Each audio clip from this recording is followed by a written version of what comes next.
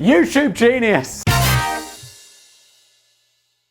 Oh, hello there. Welcome back to another episode of Business Blaze with your boy with the blaze, also known as Simon, and Danny, who writes us a script, and Sam, who adds some fine memes. Someone the other day, I answer, people ask me questions on Twitter because of the nature of my work, and they'll just they think of Google or something, and it's like, hey, where did this come from? And it's like, what's the story behind this? And whenever anyone doesn't greet me or say anything or whatever, or I'm just feeling a bit salty, I'll just reply something very sarcastic. So the other day someone's like, Simon, where did the chef's kiss originally come from? You know, mwah! And I was like, I invented it. That's the joke. It's not very funny. This video is brought to you by Skillshare, an online learning community for creators like me, like maybe you, and other people. It's not just for creators. There's loads of stuff you can learn on there. Design, business, art, music, and more. Skillshare is giving away a free trial of Premium to the first 1,000 people who use my link in the description below. More on them in a bit. And remember, supporting Skillshare supports the show. And, well, that's a good thing. Clean my glasses. They're really dirty. You'll notice I recently changed my pair of glasses because I have a very young daughter who decided to grab the glasses off my face and break them. So I'm using my spare pair, which she is also seemingly very intent on breaking. This video is Fake or Real Part 2. What happens in a fake or real? And honestly, I had such a laugh the last time. And honestly, when I do new things on this channel, people are often like, Simon, off. Just tell me the facts, fact boy. Make the funny dance, you blazer. And I'm like, okay, generally for the most part I'll do that because then you guys watch and I make money and the circle continues and everyone is happy, except for Danny, who's locked in the basement. And I had such a good laugh doing the fake or real last time, which is where Danny presents me several stories, and then over here we have the answers about whether they're fake or real. I don't know them beforehand, you play along at home. What I was saying is normally people hate it when I try new things, but people really liked it. And honestly, if Danny was game, I'll just do this every time because it's such a laugh and it feels like I'm not working. Let's do it. I like to think that these game show episodes of Business Blaze might grow a bit more glitzy as we go along. What are you thinking, Danny? Gonna get a set? Gonna get a big red buzzer? Gonna get Chris Tarrant? I imagine in later episodes we'll see Simon sporting a sparkly silver suit and revolving bow tie as he's handed the questions and answers by a team of glamorous assistants who then pause to spin a giant flashing wheel to determine the 6-figure instant cash payouts for every viewer who gets the correct answer. Danny, you are overestimating how much the Blaze, the Business Blaze, not the right-wing news channel, how much it makes. 6-figure cash payouts. We're not ITV, Danny. Maybe we will be one day. And then I'm going to keep all the money for myself because I'm a capitalist pig. We might even develop a string of compelling new game show catchphrases too. I've come up with some. Oh, fascinating. Let's start, Danny. I'm excited. Tell me some fake stories. I'd like to phone a friend, please, Simon. He's a policeman. Please let me phone. Oh, I see what's going on. I've started, so I'll finish. But there's no real rush, is there? I smell bullshit. This is so obviously and completely 100% true. Allegedly. I'd like to buy a trowel, please. Oh my god, we have started with the most in of in jokes. Welcome to Business Blaze. But this may have to wait until we reach part 25. Right, Danny. In the meantime, the best we can hope for is that Simon might get the neon light in the background fixed one day. I think it might just be a dodgy connection. I've tried fiddling around with it. I mean, hang on, is my wire long enough? Yeah, I mean, I turn it off, right? I've got this plug that will control them all, except for this one, which is separate. I turn it on, and it illuminates, and then it turns off. I think it's something to do with the transformer. I haven't got it fixed yet. It's been a good 6 months. Did I explain what happens here? There are several stories. Some of them are fake, some of them are true. We have to try and guess. Back in 1992, PepsiCo was heavily marketing the slogan, "You could be a millionaire," to the population of the Philippines. Of course, what happens when I know? I literally made a video about this the other day. It's real. It's real. Of course, 1 million pesos doesn't seem quite so exciting when you convert it into Western money. Even today, it'd be only worth about $20,000. But winning 1 million pesos would have been a massive deal in a country with such a small economy and widespread poverty. And it would get you quite far. I can remember spending a few weeks in the Philippines on a weird business trip. Danny, what is up with your life? Who's going on a business trip to the Philippines? I didn't know you were a spy. I don't even know what they do in the Philippines. Do they export nuts? Is Philippines famous for nuts? And I feel amazed at how little it costs to buy anything. I could go for a boozy night out, enjoy a 4-course meal, employ a tour guide and translator, drunkenly buy an island by mistake, and still have a bit of change left over from the equivalent of about $10. I'm assuming he's exaggerating because, look, I know wherever you are, islands are expensive. I've looked into it. can't afford an island. Pepsi sales have been seriously lagging behind Coca-Cola in the Philippines for some time, but this new promotion was intended to shake up the battle of the fizzy drinks. The cap of every bottle of Pepsi, 7-Up, and Mirinda would have a number printed on the inside, and certain numbers could be redeemed for instant cash prizes, usually the equivalent of about $4. Well, I mean, that could probably buy you an island, right, Danny? But one special number, which would only be printed on the caps of 2 bottles, would be announced every night on television as the grand prize number, which would scoop the potential 2 daily winners that dream jackpot of $1,000,000. Wait, so Pepsi were giving away $40,000 every day? That's pretty generous. The contest seemed to be working out pretty well for a while, as Pepsi number fever gripped the nation, and sales surged 40%, catching up with Coca-Cola for the first time. You know what the great irony of all this is? I literally recorded a video about this yesterday for the Today I Found Out channel. It was a rerun of like an old one that was really popular, and I was like, I don't really like rerunning the old ones unless they didn't work for a particular reason. And David, who I do that channel with, he was like, let's rerun it, and I'm like, all right, people aren't gonna like this, but okay. The contest seems to be working out pretty well so far, as Pepsi number fever gripped the nation and sales surged by 40%, catching up with Coca-Cola for the first time. On May the 25th, 1992, viewers tuned in Channel 2 news program to discover that tonight's grand prize winner was 349. This prompted a flurry of excitement and hysteria right across the Philippines. Perhaps a little more excitement than there really should have been. But because, due to a minor cock-up, there was slightly more than 2 winning caps in circulation displaying the magic number 349 underneath them. In fact, there were 800,000 of them. This is such a massive cock-up, Pepsi. It's like, as soon as that has happened, you know someone at PepsiCo is like, fuck. Either we're going to pay out a ton of money, or we're going to be tied up with litigation forever, or we're going to have to buy the Philippines. It's hard to fully imagine the celebratory mood of all those lucky Filipinos who briefly believed they had finally escaped poverty and become fabulously wealthy. And it's equally hard to imagine the crushing sense of disappointment they must have felt when PepsiCo announced there had been a computer glitch and they wouldn't be paying out. To be fair, PepsiCo had good legal grounds for not being obliged to pay out the equivalent of $32 billion that it would have cost them to honor all the caps. The terms and conditions of the contest clearly stated that each winning grand prize number would be accompanied by a confirmation security code. There was no confirmation security code on any of the 800,000 caps because 349 was never meant to be selected as a winning number. So therefore, if you opened it up and there's a confirmation security code on there, you don't have to wait for the announcement later in the day. You automatically know that you've won. PepsiCo did agree to offer the equivalent about $19, which is only about 1,000 times less than they wanted Pepsi, to all the lucky winners as a goodwill gesture. And 486,170 people accepted this offer, costing PepsiCo a grand total of just under $9 million. But others weren't so happy with the deal, and you can kind of see why. Yeah, Danny, it was 1,000 times less. Rioting erupted outside the PepsiCo offices. Oh yeah, people die, by the way. Spoiler alert, because I did this yesterday.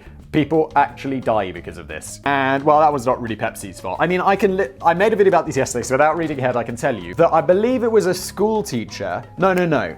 A man threw a grenade against a Pepsi truck. It bounced off and killed a child and a school teacher, if I'm not mistaken. Let's see how my memory is. So yeah, I'm fairly confident at this point that this one is true. Rioting erupted outside the PepsiCo offices. 37 trucks were overturned and burned. 3 PepsiCo employees were killed by a grenade thrown through an office window, and a further 2 passers-by were killed when a grenade bounced off a truck into the crowd. Holy shit. We did not cover that the PepsiCo employees were killed on the video recorded yesterday. We just covered the teacher and the kid being killed, which is, it's rather sad. Following 14 years of civil suits and criminal complaints, the Philippine Supreme Court finally ruled in 2006 that PepsiCo was not legally obliged to honor the payout. Pepsi's popularity certainly fell sharply again following the botched contest, though, as a new slang term for getting conned emerged in the Philippines, getting 349s. As in, I was proper 349'd by the price of their guacamole. Wow, Danny, that is a deep pull. We talked about guacamole being expensive, mashed up avocados in the past, or whatever guacamole is made out of. And, Danny pulled it from months ago. Bravo, Danny! I would say that was a win for PepsiCo, because if you say, getting conned was getting Pepsi'd, that'd be a lot worse for the brand. Look, I know it's true, I don't need to read the answer. The botched Pepsi 349 contest, true, as 51,000 smaller prizes and 17 grand prizes had successfully been awarded before the 349 fiasco, though, so it wasn't all bad news. The grand prize would have been equivalent to approximately 23 years of earnings for the average Filipino. So at the time, Filipinos made $1,000 a year. Yoko Ono! Oh God, why are we talking? Look, I mean, I know everyone loves it when I talk about Yoko Ono because we just ripped the absolute piss out of her for a good 10 minutes. But I genuinely don't like talking about her because it reminds me of her music, which reminds me of my inner sadness.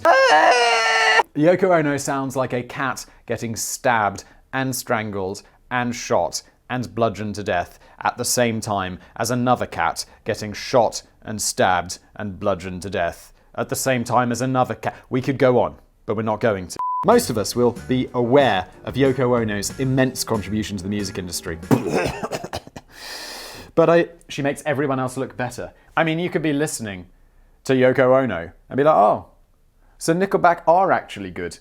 Maroon 5 can make music. Actually quite like Nickelback. I'm a terrible person. I'm through with standing in line to clubs I'll never get in. So alright, Chuck, chill out, mate. But I don't think everyone's quite aware of her epic entrepreneurial achievements. During the autumn of 1985, the celebrated multimedia artist and work-shy bedbug launched the Yoko Ono Songwriting School for the Gifted. This is fake. It's fake.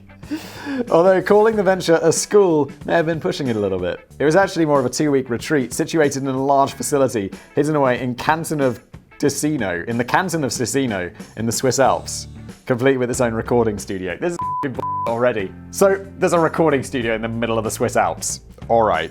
The idea was that you would spend a fortnight in the company of some of the world's finest songwriters and Yoko Ono to learn the secrets behind the craft and brainstorm your next composition. Your most promising, maybe that's where Nickelback and Maroon 5 went. Your most promising ditty would then be put together in the school's professional recording studio for you to take home afterwards. I will actually defend Nickelback and Maroon 5 seriously for a moment. I don't know why they're everyone's go-to bands to make fun of, but I quite like it. I genuinely am like, I don't object to it. I don't know why everyone shits on them so bad. I'm like, Maroon 5, I especially like that first album. Look for the girl with a broken smile. Marketing fluff indicated that only the most uniquely talented, budding young student songwriters would be accepted by the school. But it sounds to me as if it was more about how much money you were willing to hand over. A typical price tag for the 2-week adventure was to be $175,000. Fuck. What is this? Not every student was thrilled with the outcome. 18-year-old Eleanor Mackenzie was awarded a place in the school after her father dug his hands deep inside his pockets, but she had a few complaints about her experience. She claims, who the fuck? You gotta be so fucking rich. It's like, yeah, sure, Eleanor, my 19-year-old child, here's $175,000 to go spend 2 weeks in the Swiss Alps. Like, that amount of money is just like... She complained about her experience. She claims that much of the fortnight was spent chanting and meditating, while her treasured final recording was a poorly recorded rush job of a half-finished song. Eleanor also claimed that although Yoko Ono was in attendance for the whole fortnight, she only bothered to address the students once, and this was largely to talk about the progress she was making on her new album in the recording studio. No! Danny, this is fake. Still, that's slightly better than sending out a giant cardboard cutout. However, if it all sounds like a total disaster, it's worth pointing out that the Yoko Ono Songwriting School for the Gifted remained open for 5 years, and 2 very notable students passed through its doors on their way to global fame. Nickelback and Maroon. One of them was the best-selling Canadian artist of all time, Celine Dion, while the other was Grammy Award-winning long-haired lout, Michael Bolton. All I know about Michael Bolton, I'd never heard of Michael Bolton until he did a song on the Popstar soundtrack. Popstar was a movie with Andy Samberg from the band The Lonely Island and everything, because apparently he's just the most talented person in the world and can do everything. Legend. He did a guest song on the album for that movie, and it was gold. And I'm like, I like you, Michael Bolton, you legend. Also, I like T-Pain for the same reason. Like, I'd never heard of any of T-Pain's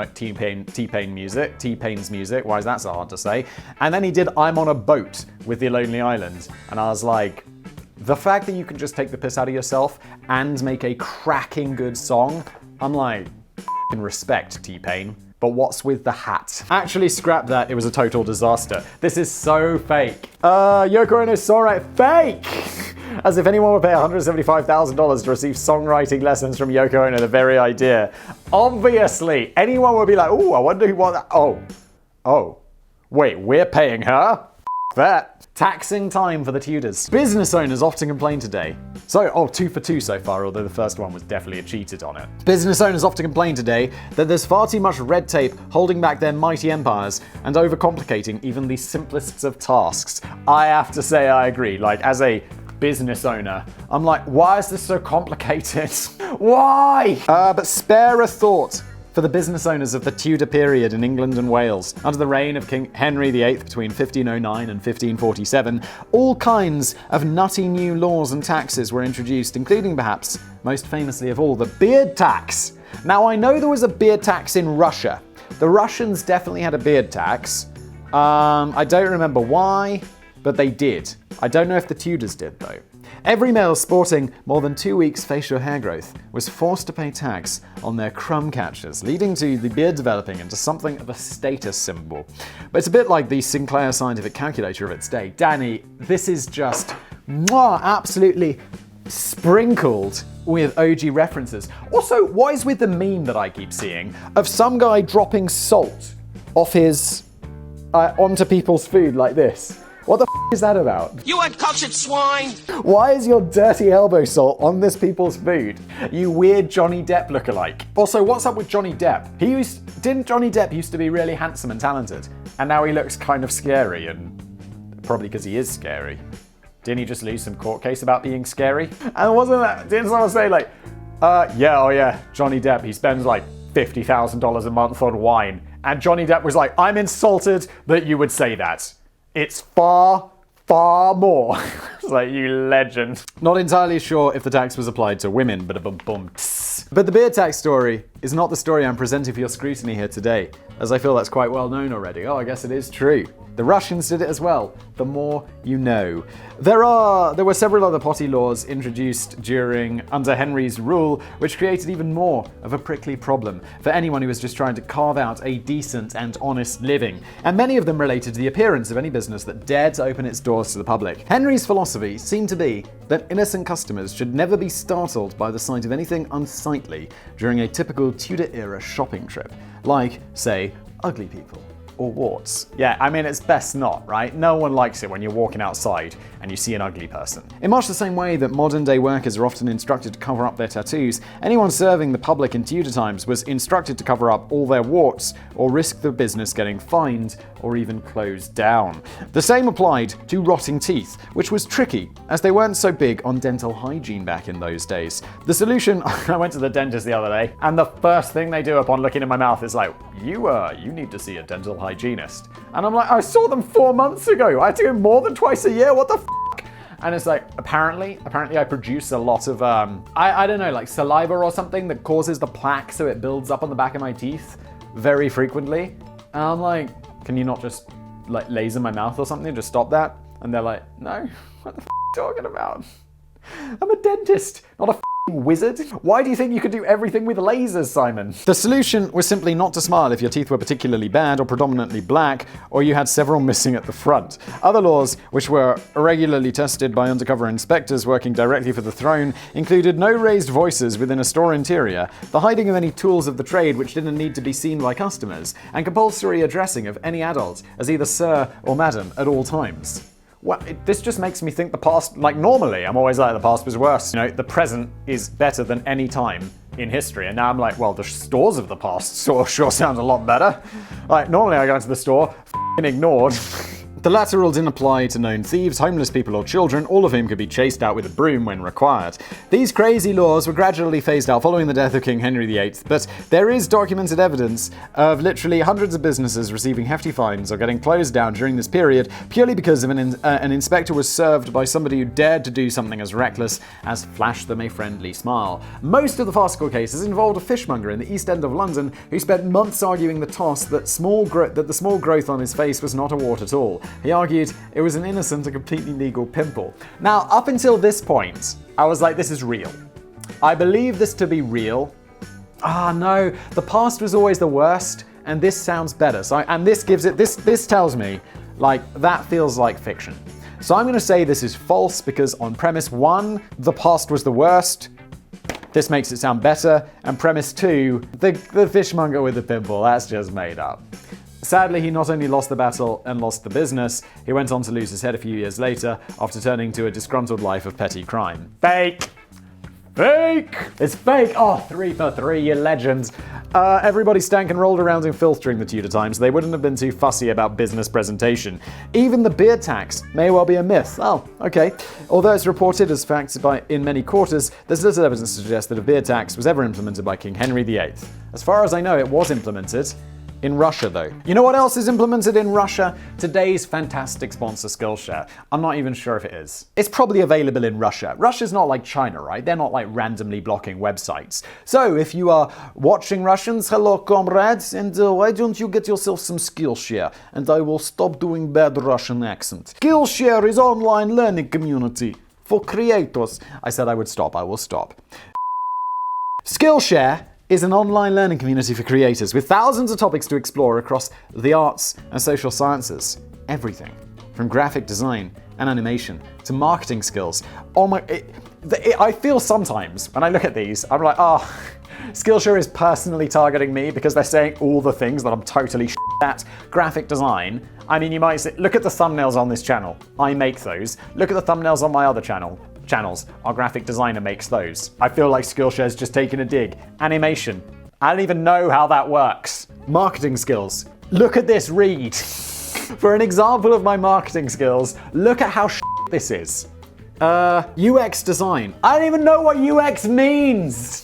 To entrepreneurship. I would say I'm a reasonable entrepreneur by accident because I started making YouTube videos and they started making me money. So that's the only thing that I don't need Skillshare for. Everything else, I do. And look, if you're watching this and you're not already entrepreneurial, is that a word? Get yourself on Skillshare. If you consider yourself a lifelong learner, you need to check out Skillshare. Now on my other channels, I'm like, look, you're watching an educational channel. You're a lifelong learner. On Business Blaze, honestly, I'm not so sure, but I know there are at least 1,000 of you out there, which is the number of people that can get Skillshare. Let me actually talk a little bit about what we have to talk about with Skillshare, because otherwise they'll refer me to a Skillshare course about how to do a f***ing ad read. Skillshare's premium membership scores you unlimited access to every subject available. Oh yeah, this is actually a good one. So when I take a course, I'm like, okay, say I need to do something with, I don't know, OBS, which I used to record this, and I'm very confused about one aspect of OBS. What I do is I can go to Skillshare, I can look up a course in OBS, and I can be like, okay, part 15 is what I need. That's the bit about, setting up resolution or camera settings or whatever, and I'm perfect. On another platform that is not Skillshare, that will remain nameless, they'll be like, yeah, Simon, you got to buy the whole course for like $50. But I just need part 15. And they're like, well, f*** you. Skillshare are like, no worries, mate, it's all included. Get that course, go into part 15, and then leave. No pressure to continue the rest. You can then go watch something about how to cook eggs for a week. And I'm not even going to look it up. Both of those things are on Skillshare. They just are. It's almost certain. There's a lot of it. And by I mean great courses. Look, I've talked about stuff I've done before. I did a productivity class from Thomas Frank, who's a YouTuber, by the way. I wasn't even aware of that when I took his original course. And then he comes up on my homepage. And I'm like, oh, you're a really successful YouTuber as well. What am I doing with my life? And then someone called Alexandra Samuel taught me how to get my together with my email, which honestly everyone needs, unless you're some sort of email wizard, which I now am. Skillshare is giving away premium membership to help you explore your creativity. If you click the link below, that's for the first 1,000 legends only. And look, I want Skillshare to be like, Simon, you hit it all. You maxed out the 1,000 people because it's never happened before and I'd really like it to happen. So support Skillshare. Let us get back to it. Next up, VIP Sperm Bank. I'd never really given this much thought before, but I'm not sure how I'd go about shopping for the best sperm bank. I guess it's just, yeah, I mean, unless you're really looking for sperm, it's probably not something you think about much, but I guess Trustpilot, Google reviews, Yelp. I would imagine that there aren't really that many of them. We certainly don't have one in my village anyways, so I guess I would just go to one that happens to be the shortest drive away. Or maybe the industry works on word-of-mouth referrals. I have no idea. Me neither, Danny. But back in 1980, the American eugenicist and businessman Robert K. Graham came up with an idea for really rubbing up the industry. What does rubbing up mean? Like making better? Sounds kind of sexual. Give your meat a good old rub. Robert had made his millions by inventing the world's first shatterproof lenses for eyeglasses. But his next thrilling idea was the repository for germinal choice? Germinal, which he operated in Escondido, California. Never heard of it. Shatterproof lenses, though, that's quite an innovation. I guess before then, it'd just be like, yeah, your glasses break and the glass goes into your eyes. Brilliant. It was essentially meant to be a VIP sperm bank which would only accept donations from Nobel Prize winners and men who could be considered a genius in their field. Where do I sign up? YouTube genius! The ultimate goal was creating a stronger human gene pool. The original idea got a bit diluted though. The main problem was that not many Nobel Prize winners or geniuses were willing to come forward with their generous donations. Yeah, boy. So the Sperm Bank became a little more flexible and eventually started accepting donations from upstanding men who were married and who had quite a high IQ. Wait, this is a special idea? I thought when you went to a sperm bank you got to choose. I saw it in Friends, when Chandler and Monica are looking at sperm donors or something, and don't they get to choose what the people are? You'd be like, yeah, I want the genius astronaut. Easy. Even the last point got modified later on so that donations could be accepted from professional athletes who the bank assumed were all thick. Don't make assumptions that are true. One of the very few Nobel Prize winners to have donated his sperm was the physicist William Shockley, who went down in history as the man who invented the transistor and brought the silicon to Silicon Valley. Hilarious. But he also went down in history for promoting his beliefs that black people were inherently less intelligent than white people and that people with low IQs should be sterilized. Well, that's an unfortunate addendum to your biography, isn't it, William? Is that what you do? Revolutionize technology? And later declare myself to be a bit of a racist. And this kind of thing leads into the reason why the repository for germinal choice ended up whipping up such huge controversy. Many people thought that it harked back to the Nazi eugenics program and that the bank was exclusively attempting to produce a new elite army of white, intelligent, Nobel Prize-winning children who all conformed to an ideal aesthetic. They just had to be intelligent, which I feel is something we can discriminate on. Because obviously we do all the time. Because it's not like, yeah, what do you do? Yeah, I got an IQ of 190. I do some things. And it's like, yeah, what do you do? I've got an IQ of 60. I don't do much. It's like, okay, well, we're not going to make the guy with an IQ of 60 a rocket scientist, are we? And we're not going to make the guy with an IQ of 190. Well, he can do whatever the he wants. If he wants to be a bum, he can. Because he's got options. The bank was regularly picketed, and Robert had to hire security guards to fiercely protect his vats of frozen sperm. Despite this, the repository remained in service for nearly 20 years, and briefly outlived Robert himself, although it closed down 2 years after his death, and all the records were mysteriously destroyed. The bank claims that a total of 229 children were produced from their vaults of VIP sperm, although it's unclear if any of them had gone on to win a Nobel Prize yet. I'd like to think that at least 15% of them went on to become professional YouTubers, though.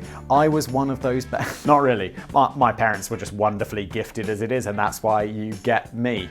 Mwah.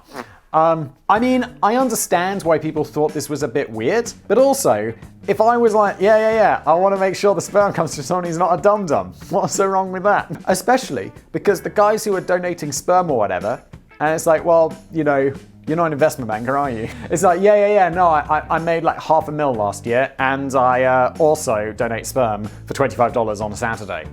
And it's like, well, it's less likely, isn't it? The guys donating sperm are the guys from that road trip movie. And look, I don't want them. Justin Bieber. Oh, wait, I have to decide whether this is real or fake. I was just assuming it's true. I have a feeling that this one is definitely true. If it's not, Danny spun a really good story. Wait, we need that one. It's true. Am I 4 f***ing 4? I'm 4 for 4. Mwah. I don't know if that's a good thing. I mean, it makes it less entertaining, because obviously people love it when I'm wrong, because Schadenfreude. True. All the sperm samples were destroyed when the bank closed down, and it remains a mystery why the records were incinerated. Who knows what breed of people emerged from the VIP sperm bank? Let's hope they didn't turn out to be a bit simple. I'm betting the records were destroyed because someone who donated a lot of sperm and had a lot of kids, there maybe was some law change or whatever, where it's like, well, yeah, now all the kids can come after you for like money and shit. And he was like, well, guess what's gonna happen? We're gonna burn down the Sperm Bank, aren't we? If this video was actually brought to you by Backblaze, this is where I would do that read, but it's not. It's brought to you by Skillshare. Support the show, get Skillshare. What am I doing? Justin Bieber is going on a nice holiday. We should have learned by now that letting the public vote on important internet polls was always destined to end in frenzied piss-taking of the highest order. Boaty McBoatface! Which is one of the funniest things I have of things I found funny in my life, Boaty McBoatface is really up there. There's some other things that I've definitely had where I haven't stopped laughing about it for days. Boaty McBoatface is probably the best example of that. We should have learned by now that letting the For example, when the National Environmental Research Council in the UK asked the public to vote and name their flashy new research vessel in 2016. The example Danny gives is, the winning name by several nautical miles was RMS Boaty McBoatface. But a few years earlier in 2010, Justin Bieber had put his fate in the hands of his adoring fans when his website asked them to decide on what country he should tour to next. Oh, this is going to be good. That was back when Justin was still a relatively fresh-faced youngster. I'm like, yeah, Justin Bieber's been around since 2010? Isn't he like 17? Long before he turned into a stroppy adult and started getting arrested for throwing eggs at his neighbors, reckless driving, vandalism, and being Canadian. Yeah, that. In my mind, Canadians are all so friendly. It's like Canadians. Like, people who I think of positively, like generally as a nation. Like, I don't know, Canadians, Swiss people, Australians are always quite friendly. And it's like, but then there's Justin Bieber. And it's like, he needs to like be exiled from Canada or something like that. It seems that not everyone who participated in the polls were believers though. Big cringe. Though, because it looked as if the winning majority never actually wanted the pop star to come back from his next tour. With over 500,000 votes, the country that topped the poll was North Korea. A spokesman for the North Korean embassy in London got involved when he told BBC reporters that any application for Justin Bieber to tour the country would be referred to Pyongyang. Oh shit! But it was all academic anyway. The poll was swiftly pushed and Justin Bieber chickened out of paying a visit to the communist country that didn't like to be known as communist. Yeah, like DPRK, Democratic People's Republic of Korea. Democratic, no. People's, no. Republic, no. Korea. Yeah, well, that one's half true. The image board website, 4chan, may well have played a small role in the final poll results, as it had a reputation of rallying its users into triggering viral campaigns. Legend. I love it. This has to be true. I really believe this is true. That same month, 4chan also encouraged its army of users to search for the term Justin Bieber syphilis, bringing it right to Google Trends hot searches list. Danny, you could have made this up. You could have made this up. This is too good. Incidentally, all of this would have just been slightly before the reign of Donald Trump's best buddy, Kim Jong-un, and his dad, Kim Jong-il, still a year of life left in him. And here's a bonus fake or real question wrapped up within a fake or real question, which shares the same answer. Kim Jong-un had the largest known collection of Daffy Duck memorabilia in the world. I believe them both. I believe them both. Don't let me down. Oh, Justin.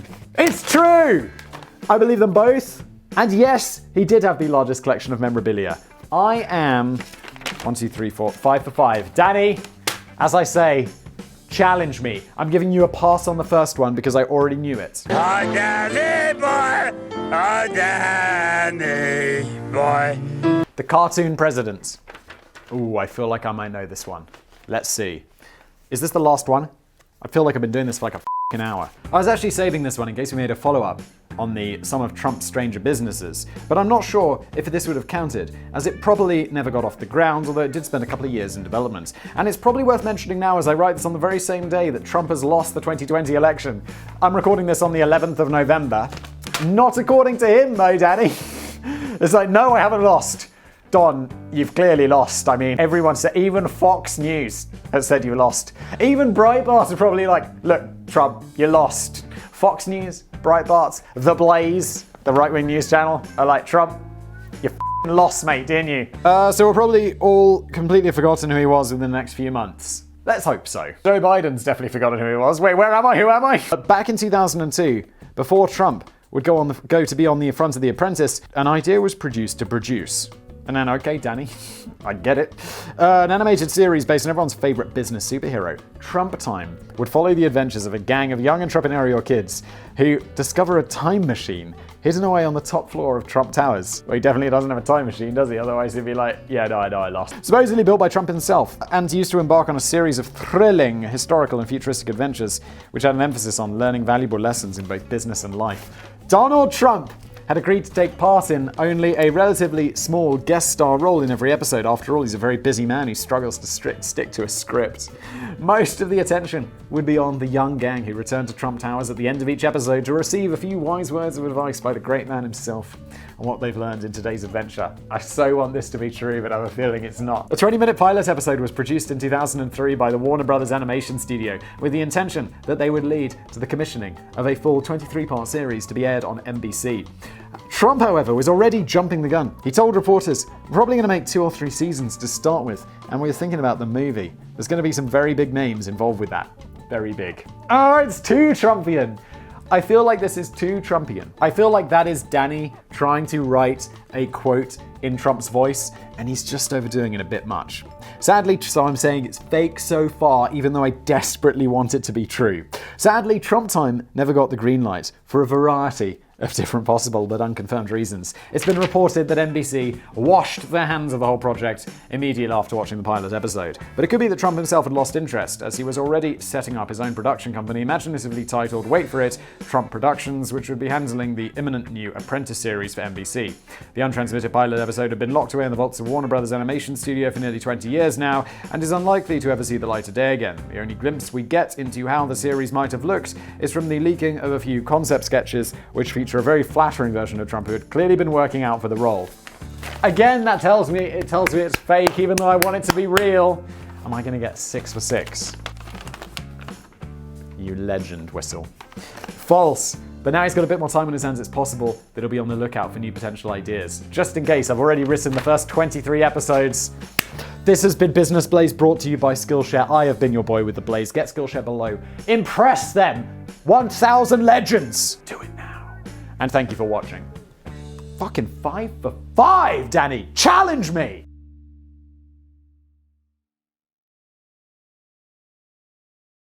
Genuinely don't like talking about her because it reminds me of her music, which reminds me of my inner sadness.